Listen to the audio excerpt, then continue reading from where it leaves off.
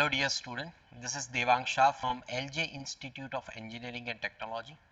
So in our previous chapter, we have discussed about the DC circuits. Now welcome to new chapter which is called AC circuits. Now why we need to learn this AC circuits? Just we here need to compare what we have learned in a DC circuits, right, where you learn about the basic components resistance, inductor and capacitor. You have applied the DC source and you check the behavior of resistance, inductor and capacitor in a various situation. Now same thing here we have to do.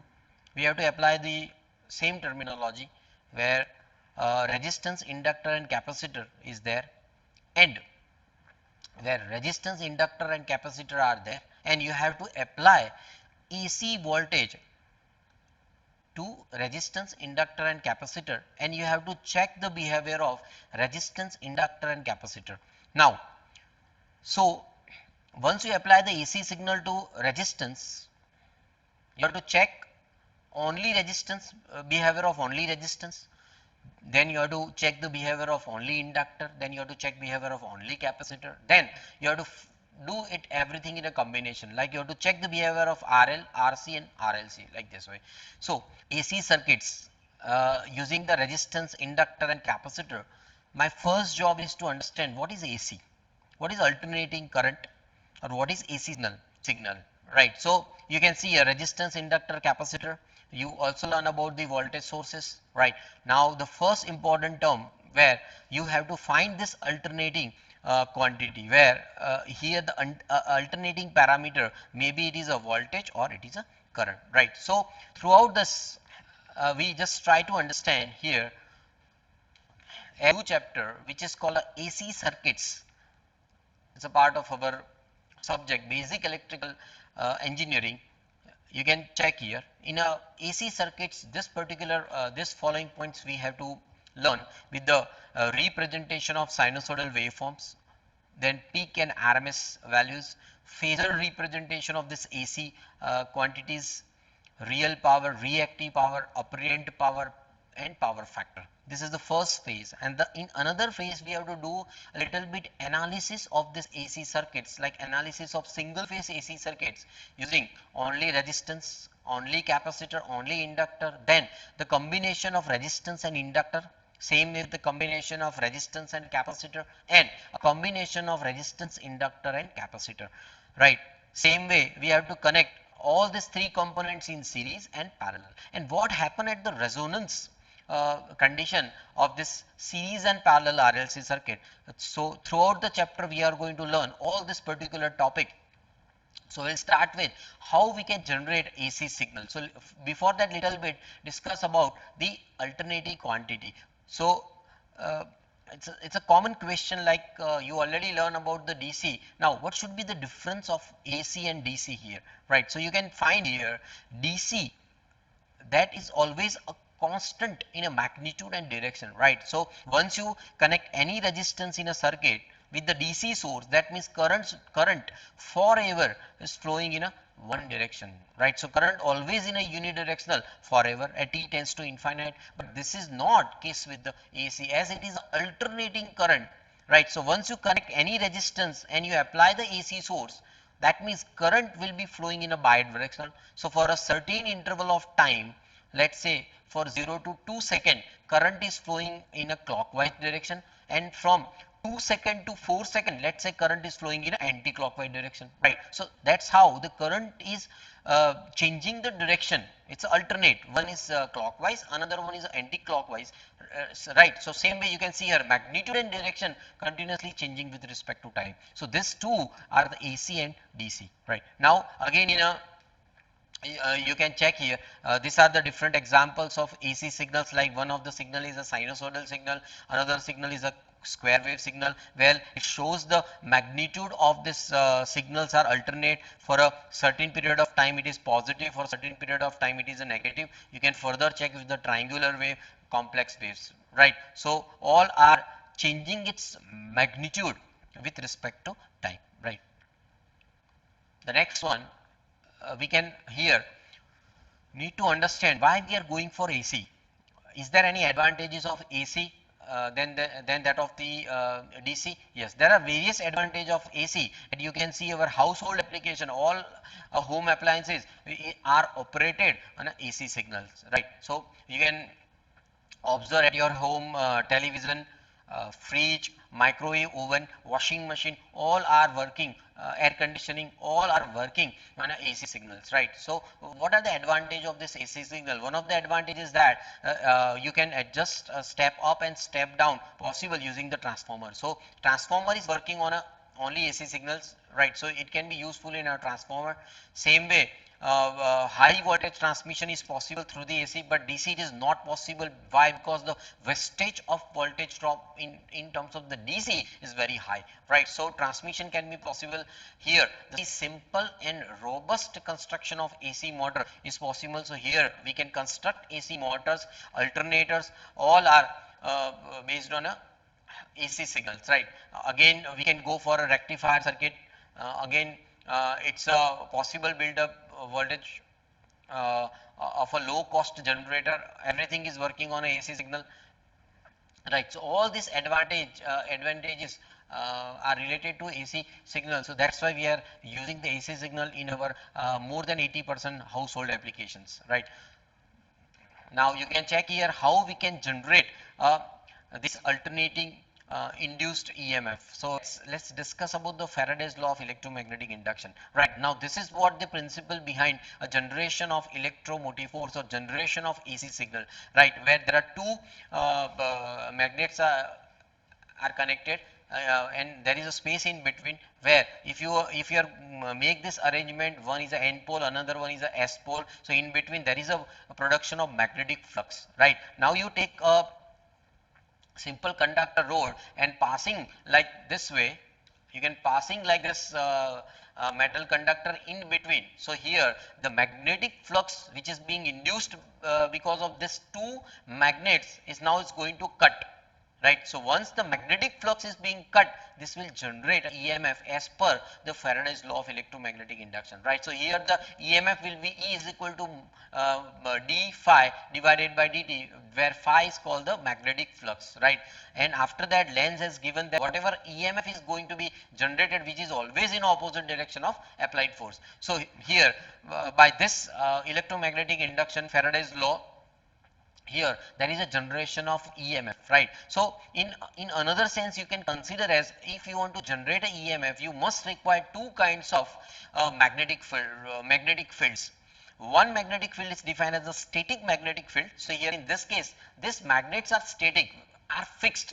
So this will generate a static magnetic field, right? But here the metal object, here this conductor object is continuously moving, so that will generate dynamic magnetic field, right? So always remember, to generate AC signal, to generate this alternating signal EMF, you have to combine static magnetic field and dynamic magnetic field, right? And that is represented as the Faraday's law of electromagnetic induction, right? So here in our job, where this particular conductor is moving linearly, now we are going to take the same conductor, but they should not move linearly, but that should move angular motion, right? So you can see here. Now in real case, how we can generate a AC signal? So again, there are two magnets having N pole and S pole facing with each other. In between there is a space where you have to put the wire loop. It's a one kind of conductor which is continuously moving in an anti-clockwise direction. Now here two magnets, N pole and S pole, in between there is a production of magnetic flux. So that particular terminology we define as a static magnetic field, where my next job is to generate a dynamic magnetic field by putting metal loop or a wire loop. It's a kind of conductor which is moving in an anti-clockwise direction between these two magnets. So this particular loop is continuously moving, so that will generate dynamic magnetic field, right? So combination of these two, that will generate a EMF or electromotive force, which is a AC quantity. So here N having the N number of turns of coil, right, where A is defined as the area of the coil, which is always in a meter square. Then the conductor is rotating in an anti-clockwise direction with the angular velocity of omega, and the whatever magnetic flux is being generated, that we define as a phi. So here once the magnetic flux is produced, the maximum value of that magnetic flux we define as a phi m, right, that is in a Weber. You can see here from this, look from the side view, this particular conductor is moving in an anti-clockwise direction with the angular velocity of omega. See, it's continuously cut the produced magnetic flux, and once it will cut the produced magnetic flux, here there is a Faraday's law of electromagnetic induction applies, and that will generate EMF, right. So how it will generate a EMF, before that let's learn how here you will find or how it will generate alternating magnetic flux, right, once the conductor is moving in an anti-clockwise direction. So you can define here different positions like position x, x dash, y dash. You can also categorize into 0 angle, 90 angle, 180, 270 and 360. Why? Because this conductor is moving in a rotational direction. So it will first start with the 0, then come to 90, 180, 270 and 360. That will have a complete one revolution. So in between you will phi is equal to phi m cos omega t, right. When it reaches to x, x dash, that particular axis, it will find phi is equal to phi m sin omega t, right. So once you put the omega t, it's nothing but the position of this angular velocity. The angular velocity is nothing but the angular displacement divided by time. So from that you can find the angular displacement theta is equal to omega t. So ultimately once this conductor is moving in an anti-clockwise direction, rotating in anti-clockwise direction, that will attain the angular positions of angle 0, 90, 180, 270,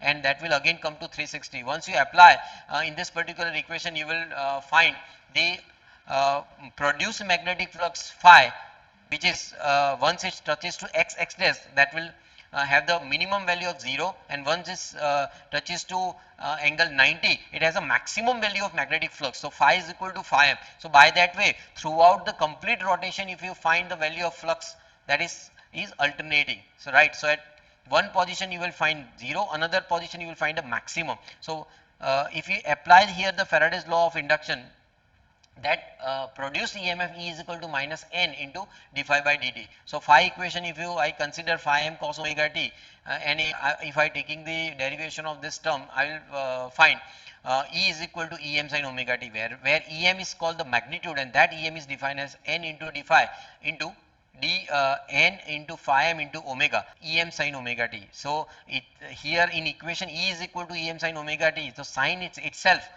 representing the alternating condition, right. So once you are taking the different angular positions of omega t, like here again we repeat this portion where E is equal to minus n into d phi by dt. Same way you will finally going to have the equation of E is equal to Em sin omega t, where Em is represented as a magnitude, that is equal to n into phi m into omega. N is the number of turns of the coil, phi m is equal to Bm into A. Bm is called the maximum flux density, Weber per meter square. A is defined as the area, and angular velocity omega is equal to 2 pi f, right. So here if we plot this E is equal to Em sin omega t throughout one complete revolution of this conductor, you will find this kind of waveform, which is a sinusoidal waveform, right. So again mathematically if you want to prove, then you can prove like this, E is equal to Em sin omega t, where you are taking the different phase angles, omega t is equal to angle 0, and that particular omega t is equal to 0, you put in above equation E is equal to Em sin 0, that E is equal to 0, right. Now omega t you take 90, right. So first my position when my conductor start at angle 0, at that time omega t is equal to 0. So the position is at having at angle 0. So the induced EMF is also equal to 0. When this conductor is moving in a 90 direction, right, here omega t is equal to 90. So once I write this equation omega t is equal to 90, in above equation E is equal to Em sin 90, where you will find the maximum value of amplitude E is equal to plus Em. Same way it reaches to 180, again omega t is equal to 180, that means E is equal to 0. So you can straight away see this conductor is a arrow this between two magnet, and this is start the journey from angle 0, 90, 180, 270 and 360.